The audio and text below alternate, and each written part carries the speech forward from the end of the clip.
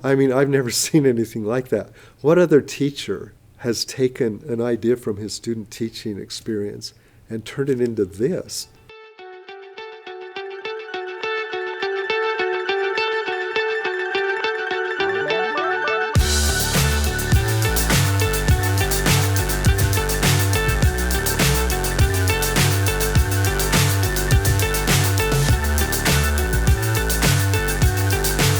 Welcome back to Drydock Talk. Today's episode is a very special one for me because I'm sitting down with Mike Thompson, my former teacher from 5th and 6th grade. In addition to teaching me, he also taught many of my siblings. It was in his class that I had my first experience at the Christa McAuliffe Space Education Center, and also when I grew a love for space and the Space Center. In this episode, we'll take a trip down memory lane as Mr. Thompson shares his first-hand experiences teaching alongside Victor Williamson. He will talk about the very early days of the program, his memories about how the classroom space role-playing exercise grew into something extraordinary, and the lasting impact it had on thousands of students, including me. So buckle up, because this episode is a journey through education, innovation, and a little bit of space exploration. Let's get started.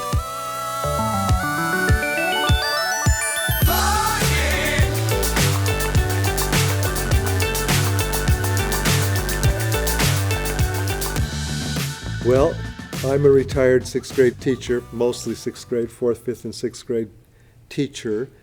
Taught for Alpine School District and started teaching at Central School, where we're sitting right now, only it's the 4th Central School. What year did you start teaching? 1979. Okay. Yeah. So my 4th year of teaching, I had an opportunity to have a student teacher, and I didn't know at the time, but Victor Williamson was supposed to be teaching 3rd grade. Did you hear that ever? Yeah, he was supposed to be down in Nebo District or something, Springville, yeah. And that fell through for some reason. I didn't know that. At least I didn't remember that. And then he just, BYU contacted me and said I would have a student teacher, and his name is Victor Williamson. And we didn't know each other, of course. And I taught 4 years. Well, I was in my 4th year of teaching, so I taught, but I wasn't some great master teacher. But then I get this guy coming to be my student teacher, and on the first day I thought, this guy is incredible. He is a natural teacher and an incredible personality. Like funny and bigger than life almost. The kids just fell in love with him. He could just tell stories, and the kids just they'd be wrapped around his finger, He was just very knowledgeable and a lot of fun and really interesting kind of guy. Now, turned out that I was still single. I thought he was married because I thought everyone was married but me. But because I was, how old would I have been there? I started teaching when I was 24, so I was probably about 28 or 29. And did you study at BYU? Yes. So it kind of feels like, BYU, everybody's married at BYU. Right. Especially by the time they graduate, I thought, oh my gosh, I didn't get married. I'm a failure. No. Anyway, so he came, and turned out that I was living down, not in Provo, and working on a master's degree. I think because I started that in the second year. I taught 1 year, and then I started my master's. So I was still working on that. And turned out that Victor and I were living like 2 blocks apart. And there was another teacher here at Central that had actually been my 5th grade teacher. Oh. And he was still teaching. In fact, when I was hired, I met this guy here, Mr. Franson, Calvin Franson. I thought, oh, am I going to be replacing you? And he said, no, you're going to be teaching with me. Oh. Which was really funny because he was pretty old. And he was your 5th grade teacher? He was my 5th grade teacher at Sierra Park Elementary in Orem. But anyway, so he lived down in that same area. So just after we started teaching, I mean, Victor would drive out here and I'd drive out here and Mr. Franson would drive out here. Then we thought, why are we all taking 3 cars out here? So we just started carpooling. And we'd drive out in the morning to Central. Well, eventually, the principal at the time, Bob Emmel, he was impressed with Victor too. And he wanted to hire him. But the only way he could hire him is he'd have to eliminate somebody else. So Mr. Franson was pushing 70 years old, which I'm doing right now. So he's about my age. But he just seemed older. But probably because he's more mature and stuff. But so You're saying that you're immature? Compared to him, I feel like it. And I think his career, he was almost had 50 years in teaching. And Mr. Emmel, the principal, wanted Victor so badly. He got the retirement application papers, and he was good friends with Mr. Franson. And he walked into his classroom one morning and said, put the papers down on Mr. Franson's desk, and he said, "Calvin, it's time." Oh, no. And you'd look into it with your pension, with Social Security, and all that, you're going to be making plenty of money. You don't have to worry about money. And it turned out he was making more once he started everything than if he would have kept teaching. Wow. And that opened up the spot, and Victor got hired. So my student teacher then became my teaching partner. Huh. But backing up to when he first started teaching, the curriculum in 6th grade at that time, we had, in science, we had a space unit, and I said, well, while you're here, we were going to do space. Do you know anything about space? Do you want to teach something about space? For him, he was probably, oh my gosh, this is a dream, right? Because he was so into space and Star Trek and all that. Mm-hmm. So he said, sure, I'll do that. And so you've probably got this recorded from Victor, but from my point of view, he just said, well, do you mind if I kind of base it off role play and have the kids act parts out? Well, that was part of his genius, is that he really knew how to get kids involved by doing this kind of, I think he calls it adventures now, or I don't know what he calls them, or having the kids basically do drama. It's part drama, right? Like he became the drama teacher / science teacher.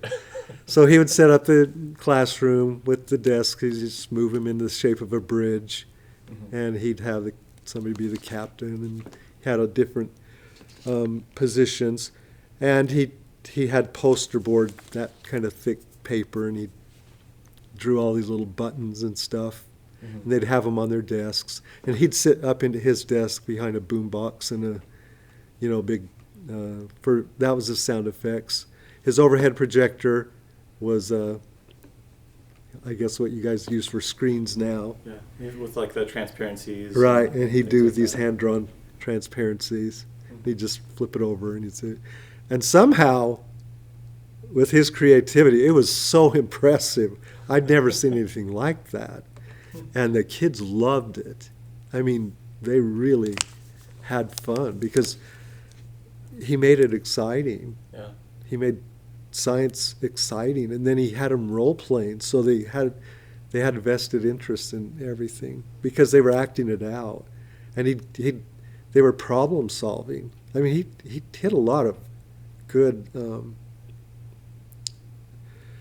educational things to have the kids solve these problems. He'd present a problem. I don't remember exactly how he would do it, but I just remember he had those kids wrapped around his finger, and they loved it. But that's how all his teaching was. His social studies was amazing. He would have him. I don't know if he did that while he was student teaching, but he would eventually, if he was going to teach 6th grade, you're studying world history, and if he was going to teach the history of Russia, they'd become Tsarist Russia, and he'd do the whole thing with Lenin and take communism taking over. He was just a very creative teacher. Wow. So Yeah, that was really impressive. The BYU professor was impressed. I was impressed. He just thought, well, I hope I can get a good grade, you know. And I wasn't a big Star Trek fan growing up. Oh, really? Yeah, I wasn't interested in it. I kind of thought it was weird. I knew Dr. Spock, but I hadn't really even, I don't think I would even watched the whole episode. Oh, really? Which is funny because my wife really likes it, but and she'd watched it as a kid, but I hadn't. So this was all new to me. I didn't even know he was imitating Star Trek until later. But yeah, it was pretty impressive. We were sure happy to get him on the faculty because he was impressive. So anyway, we taught together from, that would have been my 4th year, and I taught at Central 7 years, so we probably taught together 3 years after that. So, yeah, 3 years. And then I just thought, somebody had told me when I first started teaching that every 7 years you should change schools. Oh, so that's what you were kind of trying to Yeah, follow? so I thought, okay, 7 years is up. Victor's got this under control. I'll just move on. Not that I was controlling him. We didn't collaborate like we do nowadays in education. Mm-hmm. I mean, we kind of collaborate just because we became friends and stuff, but you kind of did your own thing, other than, you know, you'd talk about what are you doing, you know. So then I left to a different school, and we'd come back and did he ever talk to you about map racing? Have you ever heard of that term?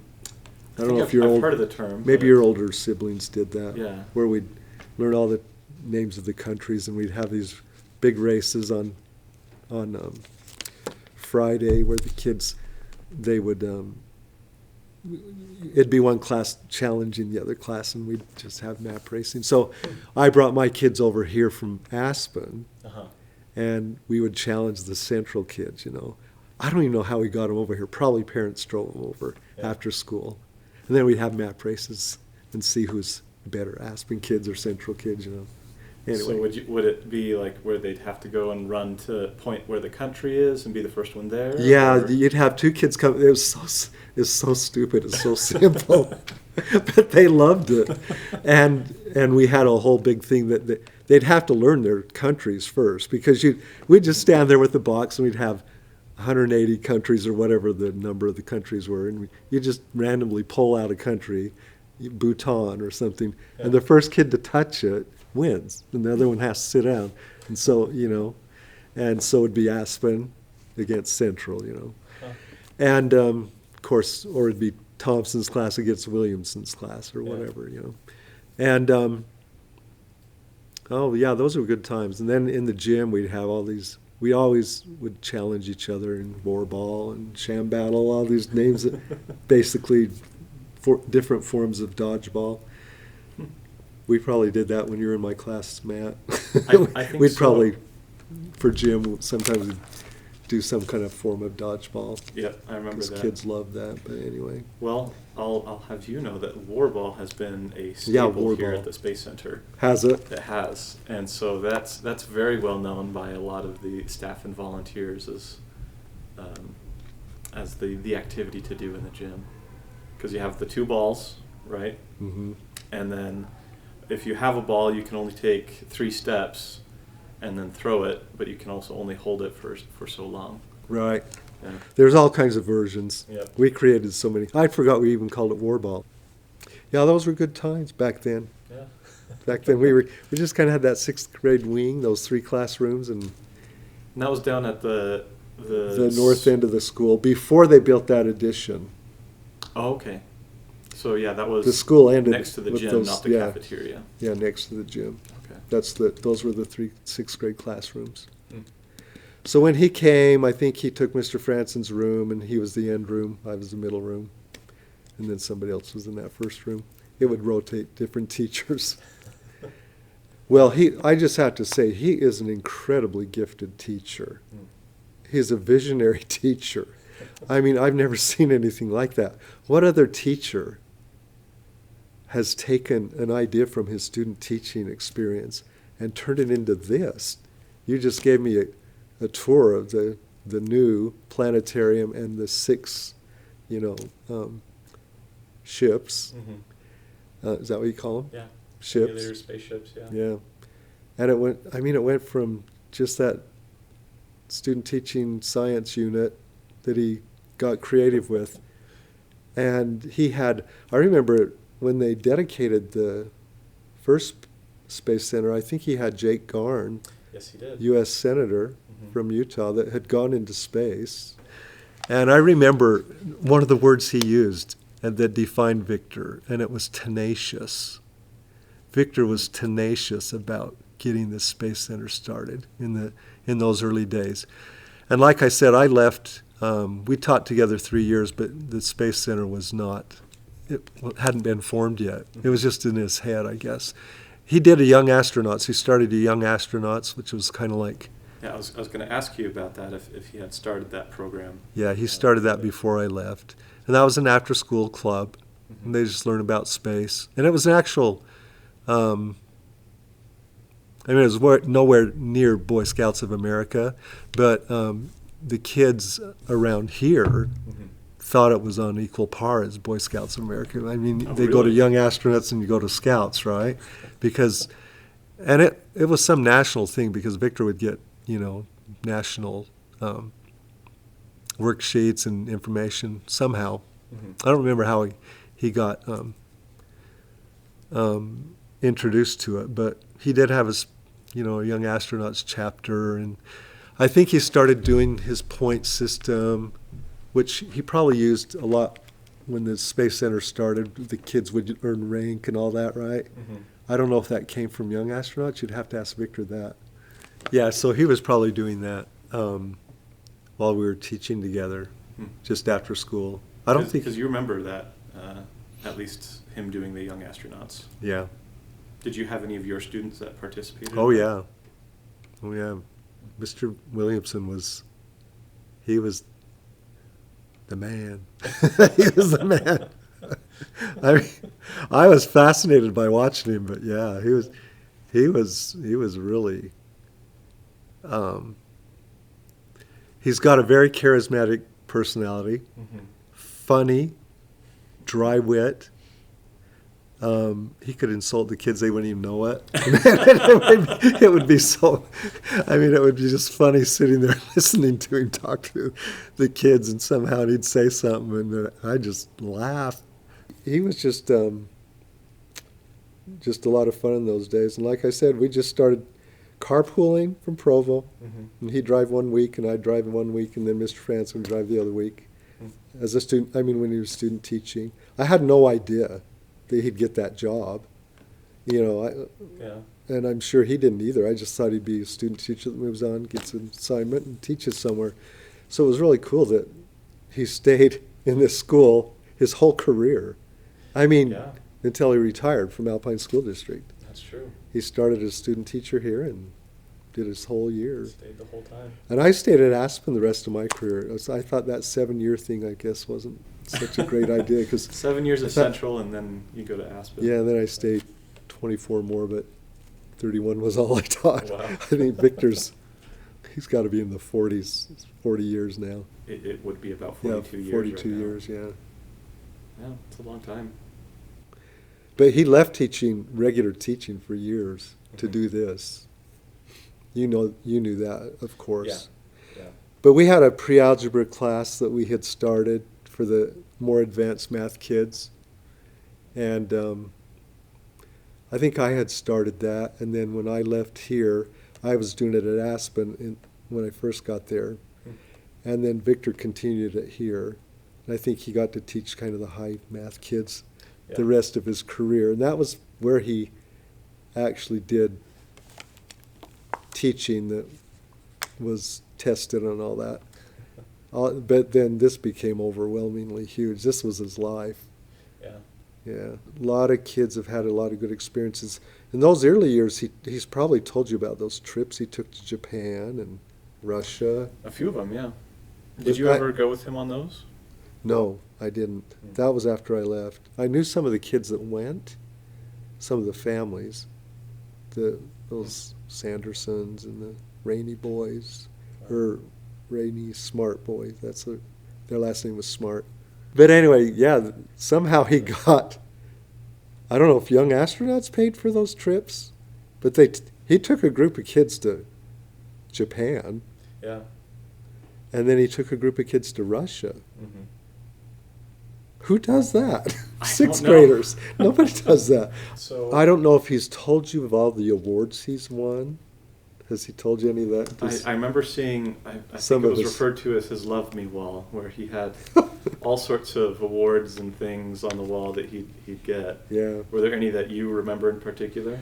I remember I went to one of them where he'd won some $10,000 grant for Teacher of the Year, Mr. Incredible Teacher or something. I can't remember who sponsored it, but I don't even remember who nominated him or if he nominated himself because he needed the money for the Space Center.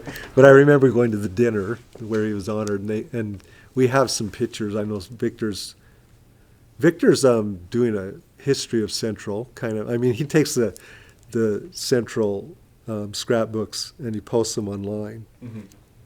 And then he'll do some commentary. And I think there's a picture on there of one of his award dinners. But anyway, he's pretty well, what's the word? Decorated? Decorated, yeah. Like a decorated soldier.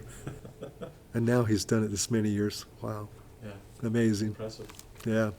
Well, look what we're sitting in. It all started from that. Yeah. You know, I just thought of something, Matt. We talked earlier about the school districts are going to split, Mm-hmm. and we have that big outdoor education, Clear Creek Yeah.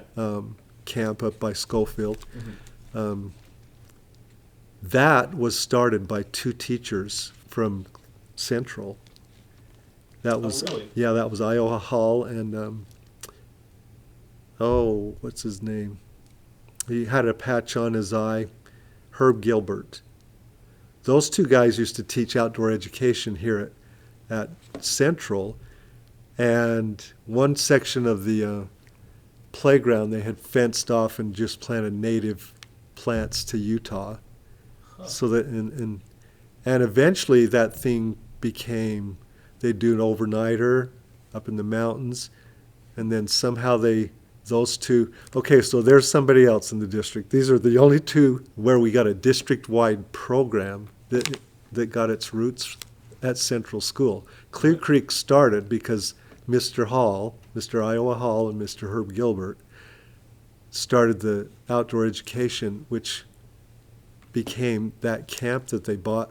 I can't remember if those little cabins, did you ever go up there? I did, yeah. And it I had did those stay little in those cabins. Mm-hmm. And they were like, they used to be the housing for, I don't know if it was the natural gas company. I can't remember or if it was electric company up I think there. they did say that they had some mines up there. Yeah, because we were right by the mines, Mm-hmm. the coal mines. So maybe they were coal mine. I can't remember why they had those, but the district bought those eventually, and it became that big outdoor education camp that the district has run for years, and that became a big program. When did they start that here at Central? Do you know about the years? Well, I came in 1979, Mm-hmm. and I was teaching sixth grade, and Mr. Hall was a fifth grade teacher, and I think I'd gone to Clear Creek when I student taught, because the year I student taught, I taught at Westmore Elementary in Orem. Mm-hmm. And I student taught in sixth grade, and during my student teaching experience, they had their Clear Creek time schedule, so I went up there. So I'd been exposed to Clear Creek, but so it was going probably early 70s, Okay. because Mr. Hall, when I came here, he said, "Hey, I need some men up there. I know you're teaching sixth grade. We'll get a sub. Do you want to come up to Clear Creek and help teach, and help supervise the kids and stuff?" So I did that with him. But isn't that interesting that the two big district-wide programs that, I mean, even went out of the district, I'm sure people out of the district, seems like they would schedule Clear Creek in the summer too. Yeah. And we'd get out of district people here to the Space Center. they both started at Central. Isn't that amazing? That's actually really fascinating. That is fascinating. I had never even thought of that. Huh. So, Curious. Central's made a name for itself, Yeah, hasn't it it? has. I can't think of any other district-wide program. Can you? I know that there are, I think there's a working farm or something like that out at Westlake. Oh, really? I think so. Okay. But it's just a small farm. But apart from that, I can't think of anything. That the whole That's, district has access to. I think so. Because, the whole district could use Clear Creek, right? Yeah. If you want to schedule Well, your class to go up there. I remember going up there during the summer. So at Oak Canyon Junior High, we had a team called Science Demo. And as part of it's where the 8th graders, select group, I think about 30 8th graders, would learn how to present certain science experiments. And we'd go on field trips to various elementary schools and present these science experiments Oh, really? to the students. And so how we'd first learn how to do that is we would actually go up to Clear Creek, and we'd have all the equipment and everything else, and that's where we'd practice saying our lines and actually doing the experiments and things like that. So, yeah, I do know that Clear Creek was used more than just the experience for 6th graders or 5th graders, but we used it at least in 8th grade as well. Yeah, I hear it was a retreat for cheerleaders, administrators. Yeah. They do things up there. Anyway, so back to... So I have another question for you, because you were with Vic at the beginning of his kind of teaching career. Do you remember the opening of the Voyager and what that was like? Did you participate in the opening at all? I came to the ground opening, the dedication, so to speak. And what was that like? it was just here in the Central Elementary Auditorium, which seems pretty pedestrian now, right? And we had Jake Garn, a U.S. Senator, there, and it was a pretty big deal. But they could have moved it up to Pleasant Grove High Gym or the auditorium or something, right? But it was still just a little thing. He was just like Jake Garn said. He was just tenacious, and he just went after these donors, and he got some of the parents of the students who had maybe construction companies to volunteer work, and somebody dig the foundation, put in the footings and foundation, and so it was huge because it was added onto a school. Who would think that you would do that? Yeah. It wasn't like this. This was No. amazing, but it was still a pretty big deal. You saw how that was connected to the old school. Yeah, it was. I know that they had to actually drill through the brick wall to make an entrance into the Voyager. Right. Because it was that low-hanging wall there. It was the short door where you always had to duck to go through, if you remember that. Yeah. Yeah. Yeah. Interesting. So with that, because you started, the Voyager was open to not only do the students from the school, but also other schools, and you started bringing your classes to the Space Center. Do you remember the first class that you brought? Or... Well, when you've taught a lot of years, you forget. You forget what year. So it opened in 1990? In 1990. So I don't remember which kids I brought, but I do remember. Yeah. What were your thoughts going through it for the first time? Well, every time I came here, because I'd come after he was having things at night and stuff, and I was teaching at a different school, so I didn't. I missed how he started using his math students and the 6th grade kids as volunteers. I missed all that because I wasn't here. But then I'd come at school. I'd come at overnight, not overnighters, but maybe after school what do you call them again? They're called The overnighters. Yeah, but they're when you come Or- here and do Like the private flights, just a flight. That's what you Yeah. call them, Mhm. flights. And they're just amazing. I couldn't believe it because kids loved them. It was always their favorite field trip of the year. Was it your favorite, Matt, as a sixth grader? Absolutely. Yeah, I can hardly remember really any other field trip that we did. Yeah. I know we did some, but that was the one that I remember. That's the in one. sixth You grade. probably went to Christmas Around the World and had the folk dancers, all those people at BYU dance in the I- Marriott Center. Do you remember that? Probably. We always did that in sixth grade. See, you don't even remember. Sometimes we'd go to the planetarium. I think we did that in fifth grade Okay. because we did Clear Creek and the planetarium in fifth grade. Okay. And I don't know. We wouldn't have that many. This was the best. Yeah. Hmm.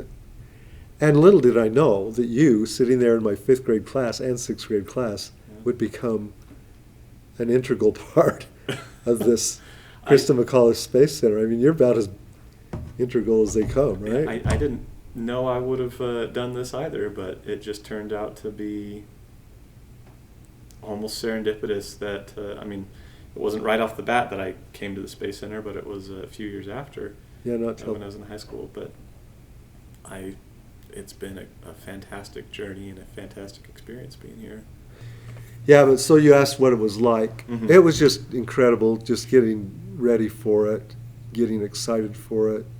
You'd read through the synopsis. I think he'd give us a synopsis of the mission we'd be going on. That's what they were called, missions, right? Mm-hmm. And then we'd prepare the students, and you'd have to decide who's going to do what part. Mm-hmm. And just the anticipation of it was going to be fun. And since I had kind of a connection, I said, now this is going to be so fun. You guys will not believe how fun this is going to be, how interesting. At least that's what I think. I think I would get the kids Yeah, we were looking all forward to excited it, for because, and I think they'd come into sixth grade knowing that they'd get to go to the Space Center, Mhm. because it was kind of reserved for the sixth graders outside of Central. I think Vic said he'd let the younger grades come in here, the Central so. kids, but Mhm. it was hard to get an appointment if you weren't a sixth grade teacher, from what I remember. Did you have to practically set your appointment Oh, yeah. as you were there and say, hey, this time next year? I don't know if he opened up his calendar that early, but you'd have to get it on there. It's kind of like Clear Creek too. You'd have to plan it ahead. Do you have any specific moments over the many years that you brought classes through that you're like, that made a big impact on that student, or perhaps had a big impact on you? You know, the missions were always based around problem solving, and they'd have to role play, but they didn't know they were role playing. They were just actors.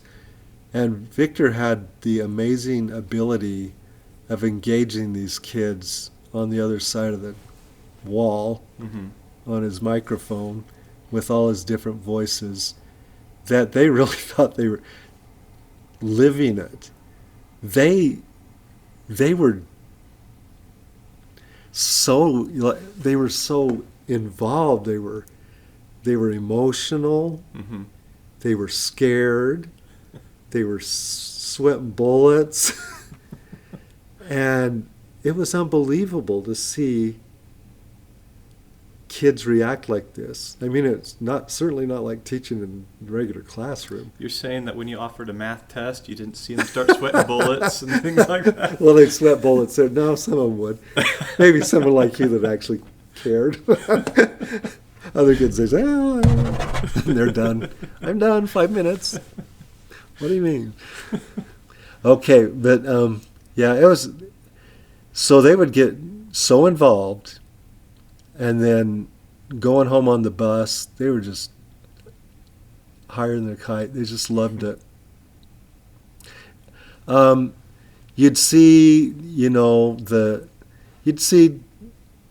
because we had to assign the captain and the ambassador, which at the time, I don't remember him having a first officer. Maybe he did. Maybe that was a big one.